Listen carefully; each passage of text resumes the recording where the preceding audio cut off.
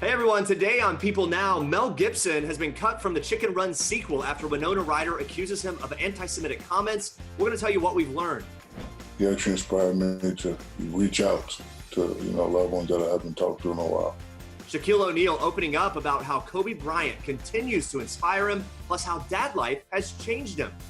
And Dennis Quaid is officially off the market. We have all the details of the leading man's elopement. And love is in the air. Heather Locklear is engaged to her high school sweetheart. We're learning all about that and her sobriety in this week's People. Plus, John Legend has a new album, and he's performing it for all of us in a virtual concert. We're going to tell you how to watch. All that and much more coming up today on People Now.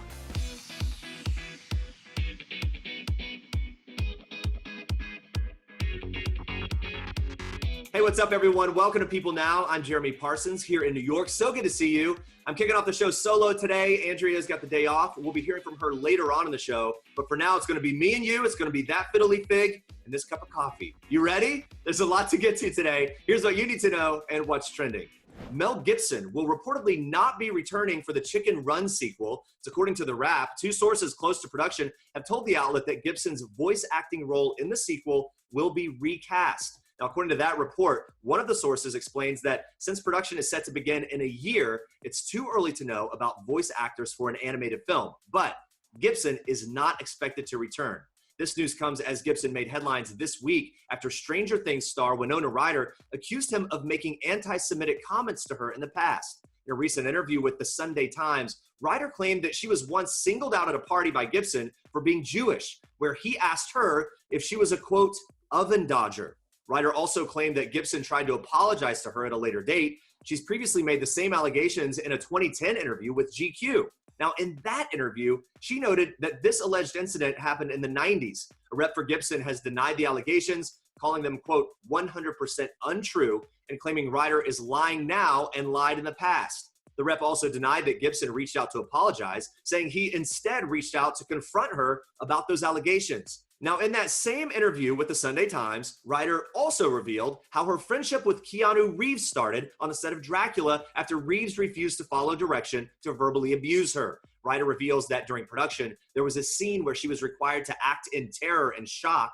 The actress claims director Francis Ford Coppola needed her to cry more, so she says he tried to get all the actors to, quote, yell things that would make me cry, but Keanu wouldn't. Ryder says this shared experience led to her longtime friendship with Reeves. Now you know. All right, Ariana Grande sent relief to Kentucky voters during Tuesday's primary elections, sending over food trucks and coffee to people waiting in long lines to cast their votes. She tweeted about the kind gesture. She wrote in part, "Please pull up, enjoy, and use your voice today. We need you." Fans and voters alike appreciated the gesture, with some even standing in front of one of the trucks and taking photos to thank Grande. CNN predicted Kentucky's Tuesday primaries could be hectic due to the limited in-person polling locations. There are usually over 3,000 locations available, but due to the coronavirus pandemic, only 170 polling stations were open this week.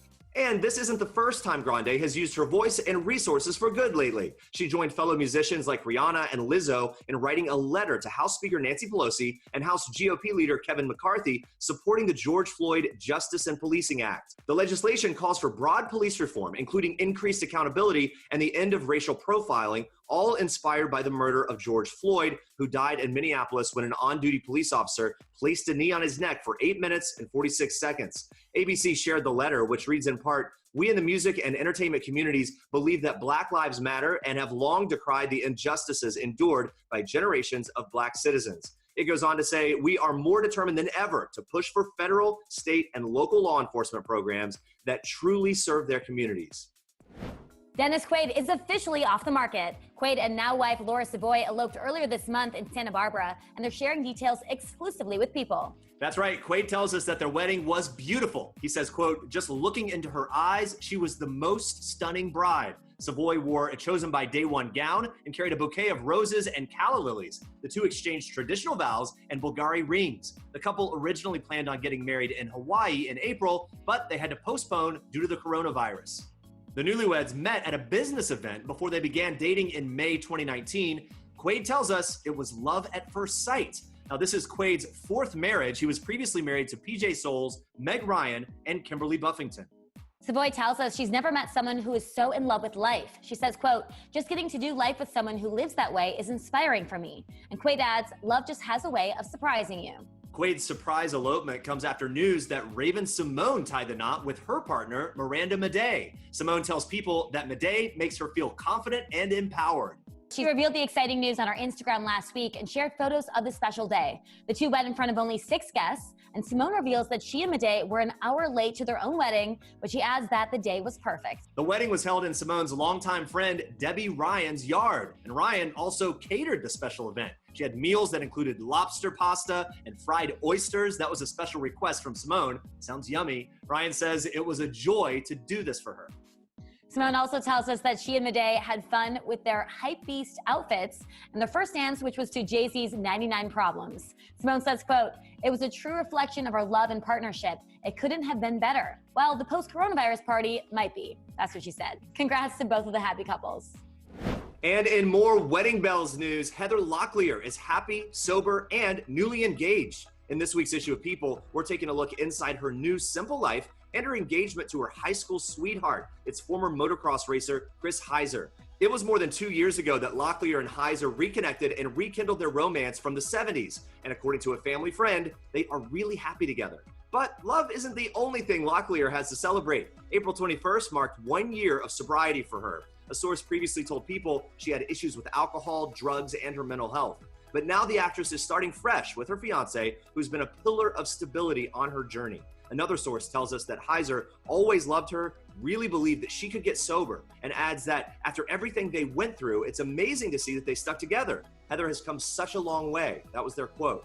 One of the reasons was her daughter, Ava, who recently graduated college. According to that source, Locklear wants to be present for everything that's important to her daughter. A source explains that after all the fame, Locklear found her way back to a simpler life and that she finds happiness in quieter pursuits like gardening and cooking for her elderly parents. And the happy news keeps on coming. We love to see it. Joe Jonas and Sophie Turner are gearing up for their little bundle of joy.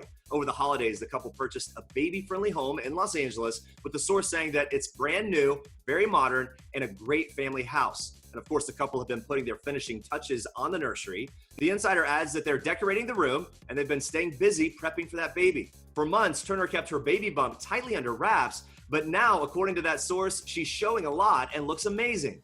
Earlier this month, the couple stepped out to show their support at a Black Lives Matter protest. But besides that, they've been lying low due to the coronavirus, even keeping distance from family and friends. That source tells us that they're being cautious because of Sophie's pregnancy. In a recent interview on Sirius XM, Jonas opened up about their slower pace of life over the past few months, saying, quote, we're having a good time. We got married last year, so we are still enjoying that time. We wish them all the best. All right, guys, for this week's cover story, we are taking a look at how Kate Middleton is handling the public pressures and the changing expectations as a future queen. Sarah Gristwood, author of Elizabeth, the Queen and the Crown, says that people who know Kate say she has a real core of strength and she has set her mind to the job. But Gristwood adds that at the same time, Kate would have to be superhuman not to feel the pressure. Meghan and Harry's departure from royal life has also meant the focus is all on Kate and William. But a source tells us that Kate is, quote, relishing the role more than ever, and she will do it all to the best of her ability. Kate recently made her first public outing in 91 days. She was all smiles as she toured a Norfolk garden center. She even told the owners, quote, it's good to get a structure and routine back, isn't it? She also admitted that the isolation period during the coronavirus has had its ups and downs. The pandemic has coincided with a massive transition for the royal family. Kate and William are now the only senior royals of their generation, and a close source tells us this means there's going to be a, quote, phenomenal workload on the royal couple because, as the source explains, no one from the older generation can do it all. The source adds, quote, the pressure is on the two of them. And according to a close source, the two are a formidable team. Author Sarah Gristwood tells us the part of Kate's strength lies in her partnership with William. Gristwood explains that Kate appears as a supportive figure to him. And royal biographer Penny Jr. explains that while Kate doesn't outshine William, she still has a lot to say herself. Jr. tells us Kate is a bit like Prince Philip supporting the Queen. A close source also tells us that Kate is, quote, the sort of woman who will take on whatever she needs to. They add that if she needs to step up to the plate, she does it, and she always has. For more on how Kate Middleton is handling the pressures of becoming queen and all of these stories, you can check out this week's issue of People. It's on newsstands Friday. All right, stay with us. We're talking with Shaquille O'Neal. He's opening up about his late friend Kobe Bryant and so much more. Plus actress Rose Byrne and director Jon Stewart. They're dishing on their new political comedy, Irresistible. Stick around. New York Governor Andrew Cuomo is opening up in this week's issue of People about how having his daughters home has been a silver lining amid the crisis of the coronavirus pandemic. After months of lockdown and overcrowded hospitals, New York's tally of COVID-19 cases and deaths has finally started to go down. Cuomo says we are on the other side of the mountain. His life and death decisions amid the pandemic, like ordering New Yorkers to stay home, closing one of the biggest economies in the world, and mandating face masks, paired with his daily televised updates, made him the most watched politician aside from President Trump. And Cuomo freely admits that it's been an agonizing 3 months. However, in March, his twins Mariah and Kara and their younger sister Michaela moved into the governor's mansion in Albany to self-isolate altogether. Cuomo says if there's one silver lining to any of this, that's one. Sometimes his daughters would join him during those daily press conferences as he would share family stories, give advice on coping with staying at home, even ribbing Mariah's boyfriend. Cuomo jokes saying it was more real than a reality TV show, adding, "I didn't know what tomorrow was going to bring." Now, all three of his daughters contributed to the state's response to the virus. Kara worked on tracking down masks and gowns for hospital workers. Michaela worked with support groups, and Mariah led a mask-wearing PSA campaign and would watch her father's daily briefings, texting him her feedback and suggestions.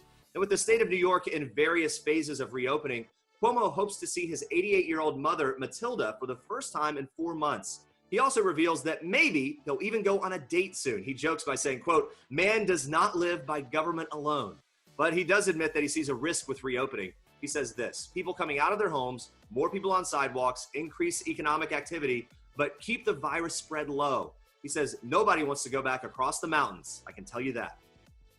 All right, in a People exclusive this week, Beyonce's father, Mathew Knowles, is opening up about beating breast cancer. Knowles first noticed red discharge in July of 2019. He brought the issue up to his now wife of 7 years, Gina Avery, who had noticed dots of red on their bed sheets. And even though he felt fine, Knowles says that he knew he had to go to the doctor, since discharge is one of the signs of breast cancer in men.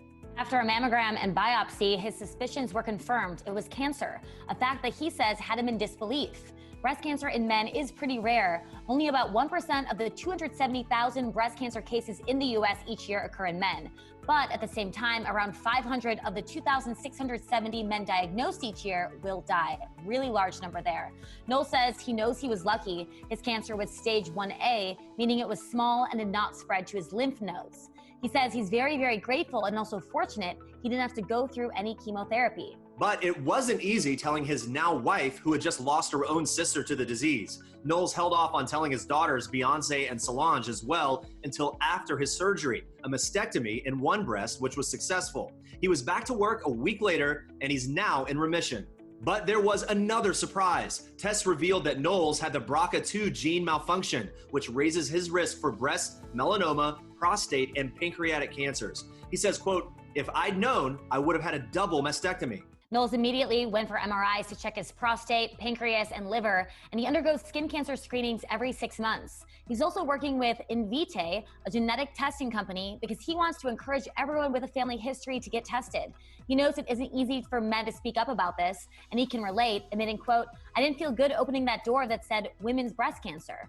But he says his peers need to, quote, "man up about breast cancer," or as he calls it, chest cancer. Knowles' wife says that he's cut out alcohol, changed his diet, and he exercises regularly, adding, quote, "He's become an advocate for male health and wellness, especially among our black men. In fact, African-American men have breast cancer rates 52% higher than white men." On that topic, Knowles says, quote, "I want to save lives, especially in the black community." Rebel Wilson is opening up about her wellness journey. The Pitch Perfect star had called her 2020 her year of health, and she's got one particular goal in sight. She's working hard to reach her goal weight of 165 pounds by the end of the year and has been documenting her progress on social media. And in this week's issue, a friend of Rebel's tells us that her desire to get fit is not just about how she looks. That source says that her healthy journey is, quote, more about how it makes her feel than the physical benefits. The source adding, she has more energy and more confidence. She's having fun with new fashion and beauty looks, and she's feeling great. We, of course, love to hear that. Rebel's health journey was inspired by her trip to Austria's luxury medical detox and wellness center, Viva Mayer. The Mayer method is all about improving digestion and the immune system and reducing sugars. The source says that Rebel continues to practice what she learned there, plus she exercises with a personal trainer up to 6 times a week. Rebel has been sharing details about her wellness journey on social media, often posting photos and videos of her workouts. She admits getting in shape isn't always easy. I think we can all relate to that, of course, but she knows the hard work will pay off. For more on Rebel Wilson, pick up this week's issue of People on Newsstands Friday. All right, now check this out.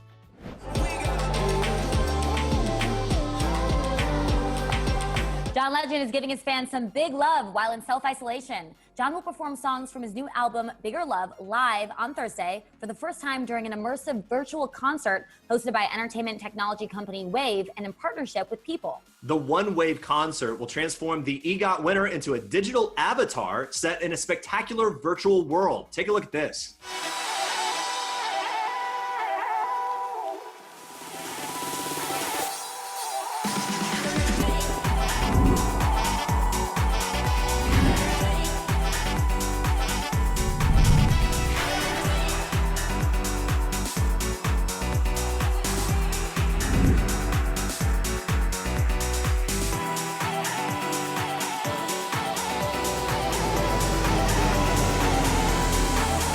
Fans will have the chance to socialize and interact with John and are welcome to join the virtual dance floor. Tickets for the concert are free, but fans have the opportunity to send visual monetary gifts throughout the performance that will go to John Legend's Free America campaign, which focuses on transforming the criminal justice system. The One Wave virtual concert streams Thursday, June 25th at 6 p.m. Eastern on YouTube, Twitter, and people.com. Don't miss it. All right, I am so excited now to be joined by basketball legend and Donut fan Shaquille O'Neal is here. Welcome. How's it going, Shaq? It's nice to see you. It's nice to see you also. I can't complain. How's it going? It's great. Did you have a nice Father's Day? Every day is Father's Day to me because I have 6 wonderful children. And when I meet other people's children, they're very nice to me. So, you know, as a real model, it's always been my job to, put a smile on people's faces. Yes, speaking of your kids, you were very candid with Jimmy Kimmel earlier this month about talking to your kids about how to interact with the police. How does being a father affect how you feel about everything that's going on right now? Well, one thing my father taught me in the military is just respect. And, a lot of times you don't really know the situation. So, my kids have seen me go through a lot. They've seen everything. So I just try to teach them. I always say just yes, sir, no, sir, because I know they're not going to be doing anything wrong. I know they're not going to have anything in their car that's going to put them in harm's way. So just tell them to be respectful, and if it ever gets out of line, you deal with it. And then if it gets, to a point to where they can't handle it, just when you get done, just give me a call and I'll handle it. Yeah, your kids are older now. How have these tough conversations changed as they grow up, or have they taught you anything? To be more, I don't want to use the word caring, just to be more sensitive. Because when I was playing, I was always like this. But, especially when you have 3 girls in the house, you can't have that face. And, you just have to, care a little bit more. So if any of my children have taught me anything, it's been my daughters. That's so wonderful. Your son, Sharif, decided this year to transfer to your alma mater, LSU. Your daughter, Amira, is committed to going there as well. I mean, as their dad, how does it feel to have them following in your footsteps, playing basketball for the Tigers? Well, I wouldn't say following in my footsteps, but they are going to LSU. I always tell them the world does not need another Shaq. The world needs a new Sharif, and the world needs a new Amira. So just go down there and have fun. But the main thing they're going for is their education, because you can't play basketball forever. So I know, LSU has a great, educational system. The people down here will take care of them. And, they can play basketball for physical activity and fun. But, basketball is not everything. I'm more focused on education than anything. That's so great. I think that's such a great perspective hearing that from you. We saw Sharif's post a sweet Father's Day tribute to both you and your former teammate, Kobe Bryant. You just posted a couple minutes ago, I saw, about Kobe as well. I mean, he's on all of our minds, always. I'm sure even more so on yours. What's one way that he continues to inspire you? I mean, it's just that, he actually inspired me to reach out to loved ones that I haven't talked to in a while. In this basketball thing, we play, we sweat, we run, but we don't usually, especially when you're done playing, we don't communicate like we're supposed to. So there's a new text group in my phone called Back to Back to Back. So it's myself, B. Shaw, Rick Fox, Robert Horry. We always just, text each other once in a while, just to see how each other's doing. But my point is, we should have been doing that ever since we retired. Yeah. And it's clear that your kids really respected him and, considered him a close friend. I mean, what's one lesson that, from Kobe that your kids will never forget? Man, he was always very nice to them. He was always very, very, hospitable to him, as well as me to his kids. But, when I don't really mind that, because my dad was a hell of a player also, but Dr. J was my favorite guy. So I don't mind that Kobe Bryant is their favorite basketball player. Like, they see me, they know me as dad. They don't really know me as Shaq, the great basketball player. So, for them to have that ability to be able to talk to him, touch him, see him, it's a great honor. Well, thank you so much for sharing that. Let's switch gears here. You and Gronk are going head-to-head in several challenges in a live stream on June 27th to raise money to benefit social justice. So you're going to be doing some lip syncing, some sports showdowns, a hot wing eating contest. What challenge are you looking forward to the most? Well, Gronk's not going to win a game. So I'm not even worried about it. So I'm just going to go there, have fun, and hopefully a lot of, people will tune in, raise a lot of money, for the NAACP Boys and Girls Club, and we're just gonna have some fun. What's your best smack talk for Gronk? Why can't he win a game? Because I'm a better athlete. That's why. Gronk is one of my best friends, but he knows whenever we cross that line, there are no friends, enemies. I know you're watching, Gronk. You're going down, buddy. I just interviewed Gronk for the first time. We juggled on screen together. If there's a juggling contest, can you beat him in juggling? I probably can't, but I will probably go on YouTube and get a tutorial on juggling, and I will get it done. But I know something that I can juggle. Yeah? Would you like to know what I can juggle? What? Well, first of all, I have huge and sweet news today. For the first time ever, Krispy Kreme is going to be available everywhere in America. Beginning today, Krispy Kreme and Walmart will partner up Krispy Kreme new donut bites and mini crullers. Oh yeah, they're gonna be all over, baby. Yeah, you ship me them. This is so great. So okay. tell us where people can get these. Well, they can be that they're available at all the Walmarts across all locations, and they'll be sold at Walmart online grocery store. There's going to be a virtual party for this as well, right? So what can you tell us about this virtual party for Krispy Kreme? Well, to help celebrate the donut, it's going to be a virtual party Wednesday evening beginning at 7 p.m. Eastern Time on Facebook Live. Look, I'm going to have fun, play some games with the people, and I'm going to motivate 40 lucky participants who are going to compete to win these things right here. Look at this. I know you want one out there in Wisconsin. Look, strawberry. I know. Look, when I got this package from you, Shaq, I was so excited. Have you always been a donut guy? Of course. I remember when I first came to Baton Rouge, they brought Krispy Kreme to the locker room, and it's a team, so they brought a couple boxes, and you bite one, but you're like, damn, I need another one, and then another one, and then another one, and then I found myself taking a whole box and going to the back of the locker room and nobody's looking at you, just eating them. And I got away from them for a while, and then when I was in LA, I was like, oh my God, that's the donut I had in college. So yeah, Krispy Kreme has always been my favorite donut. Yeah, and then what about desserts and sweets in general? Are you someone that always wants to have some a day? Is that your thing? Well, I eat desserts before my meal, so. You do? Yeah, of course. Because when I was young, I didn't get a lot of desserts, so now I switch it up. I eat my desserts first. Oh, interesting. I always like to finish. I like to finish a meal off with dessert. So these are I think these are perfect. Thank you for sending them.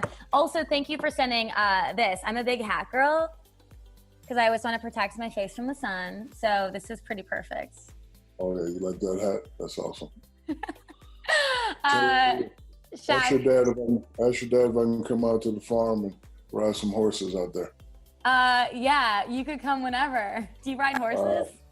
No, I actually had a horse, and he threw me off, and I never got back on. His name was Diesel. He was a 20-hand Percheron.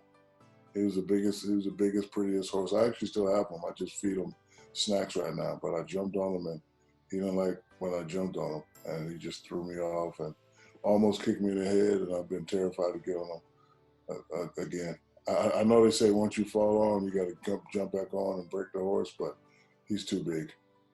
Well, if you come out here, we'll set you up with some horses. Deal? All right. Yeah. Yep. Deal. All right, Shaq, thank you so much for joining us. And thank you so much for these donuts. And everyone, make sure you get your hands on your very own box of Krispy Kreme donuts at Walmart.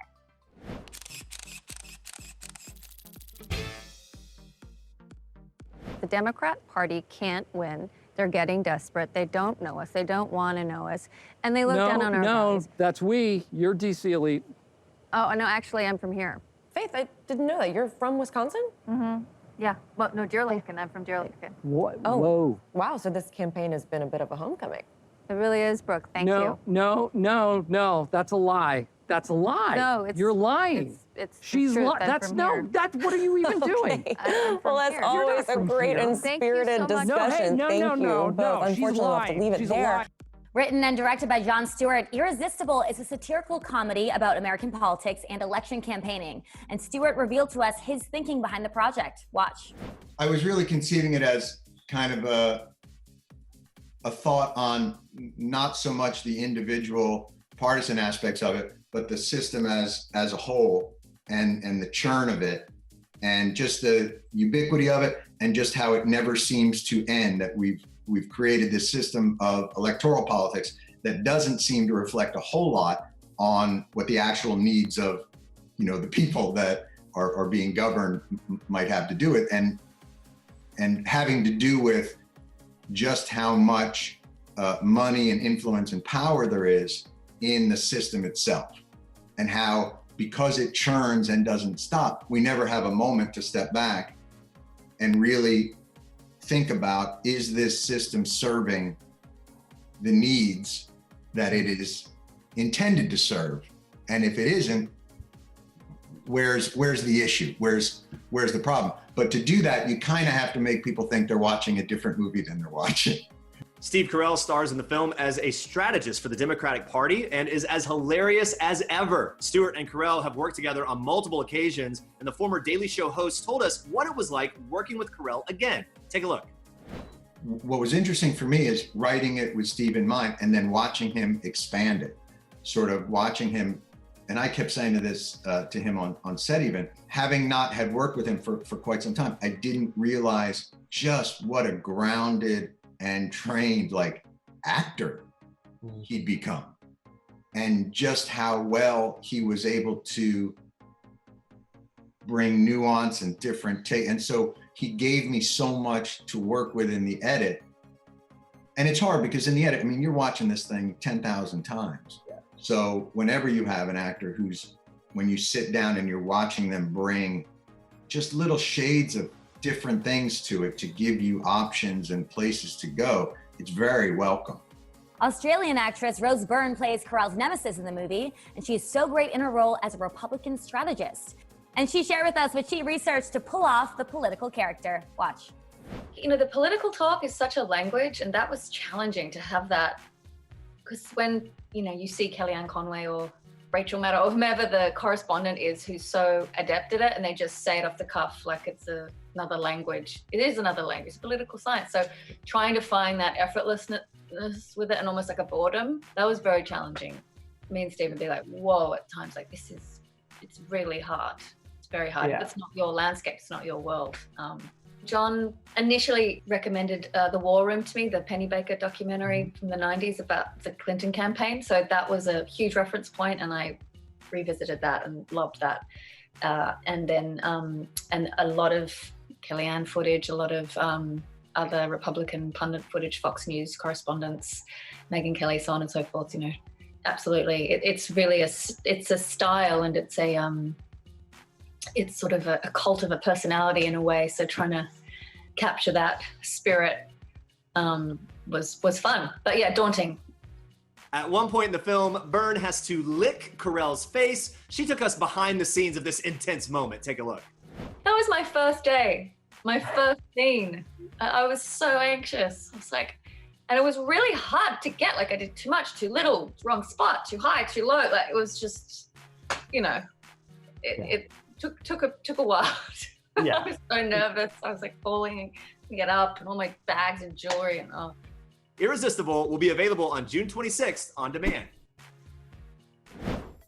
You know Shaun T. He's the well-known celebrity fitness expert and trainer who has entered our homes in the form of his popular at-home workouts, most notably with his Insanity workout series. But when he's not working out or growing a fitness empire, he's at home with his family of 3, his husband Scott and his 2 twin sons, Sander and Silas. Shaun tells me all about the highs and lows of their time in isolation, including a few intense arguments with Scott. Watch. We did through quarantine. We had some few knockdown, drag out fights. Just keeping it real, you know. Just because like it wasn't because we're in the same place for a long time. I think it was just that we had no help and we run a business, and so you're exhausted. But we've gotten past the hump, and then we started this thing called Wine Night Fridays on my Instagram. And so every Friday night we do wine night. We have people call in. It's like a radio show. We try to be like Andrea. It's not a radio show, it's an online show. But you know, we drink wine and we talk about relationships and we open up to people and we talk about, you know, relationships and sex and parenting. I mean, we really go for it. But he's great. You know, he's here, he's upstairs hiding while I do this with you. And I see the dancing. You guys just did a video together. So fun.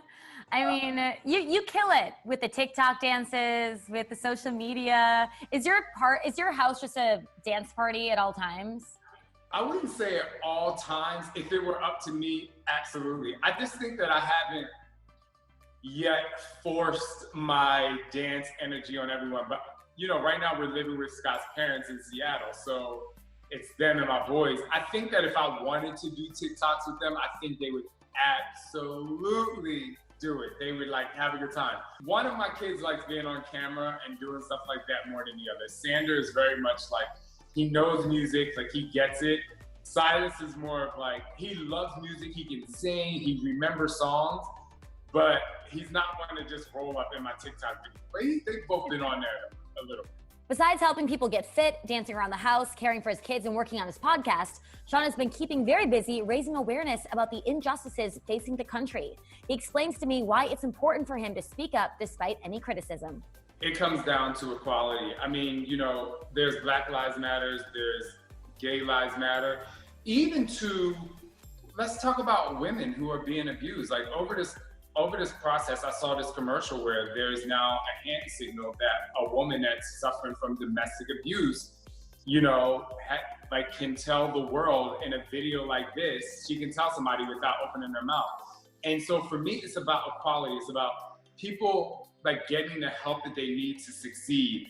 A lot of times we do think black-white issues, but it's a black-white issue, it's a Latin issue, it's a transgender issue, it's a gay issue. It's a woman issue, you know, a man issue. It's so many issues. I help people lose weight. I don't say lose weight and get healthy and mentally motivated. I don't say, are you gay? Are you straight? Are you a female? Are you trans? Because if you answer the wrong answer to any of those, I can't help you. I don't ask that because I don't care. I want you to be happy. I want you to be healthy. I want you to feel confident in your body. And if the world could adopt that mentality when it comes to America. We're supposed to be the melting pot. Well, right now, ain't nothing. Like, we are literally divided. Shaun and Scott's twins are only 2.5 years old, but the couple is already teaching them to love and accept others as they are. And he shares exactly how they do it. Right now, because they're so young, it's just important for them to understand people and cultural differences. I mean, they have a black dad and a white dad, and I bring in a different cultural difference than Scott does. And, you know, they have babysitters. One is from the country and grew up on a farm. The other one's inner city, more like me. You know, they have a set of grandparents that's white. They have my mom who's black. And so we celebrated Black History Month this year. We bought books. We have statues. They go to the museums. I don't think it's too early to instill just cultural differences and understanding in children, because they're like sponges now. And one of the things that was so amazing, so our kids love our friends. We have friends that have a son. He's a young baby. He's less than a year old. And his name is Caden. And he's a little white baby. And we were reading a book at bedtime one night. And one of my sons pointed to this baby in the book, and the baby's black in the book. And he said, baby Caden. Like, he knew in the book that the people love this kid, and he equated it with baby Caden. Baby Caden's white. The baby in the book was black. So that was proof right there to me that they see the color. We all see a color, but they're not equating love with color. We'll have more from Shaun T later this week. He's sharing the easy way you can overcome weight gain during isolation. Plus, he's showing us a few moves you can try right at home. No equipment needed. All right, coming up tomorrow, we hear from Katie Lee on how she's preparing to be a new mom, and she's sharing a delicious recipe you need to try. Plus, we're catching up with Bachelor Nation's Lauren Bushnell and her husband, country star Chris Lane. That and more coming up tomorrow. We hope to see you then. Have a great day. Stay safe. Bye, guys.